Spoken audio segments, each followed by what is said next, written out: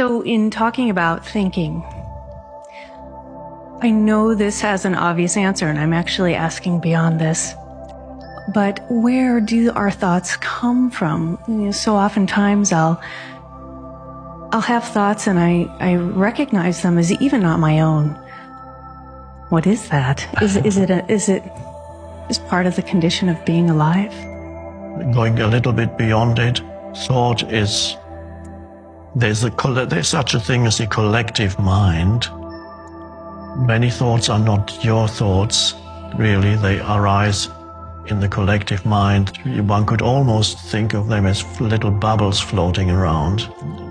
Little bubbles, thought forms floating around, and if the thought form discovers any resonance with anything inside you, for example, any form of negativity, and then there's a thought form in the collective mind, and then that bubble comes,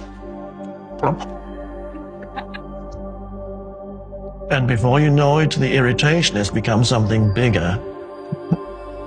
So you connect with the universal mind, and it moves through you. So whatever awareness arises in you is not just your benefit, it has an impact on the totality of the collective mind. When awareness arises in you, it means awareness is arising in the collective mind of humanity.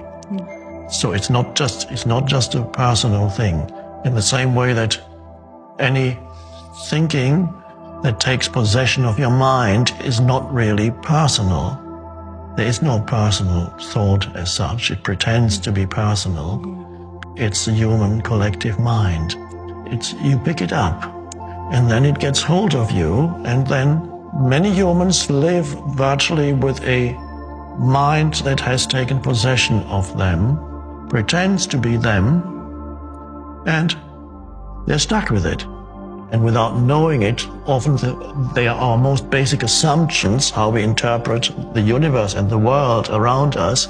Our basic assumption are thought forms that come out of the collective, have taken possession of us, and they're all forms that consciousness takes in the mind.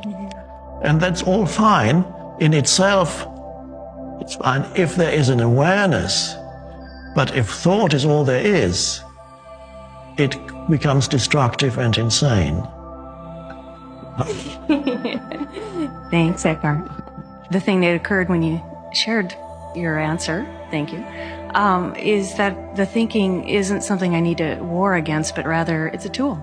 And it's showing me where I'm allowing myself to identify with something that I'm not, Yes. and thus identify with being separate Yes. from this one. So Yes. it's a wonderful tool.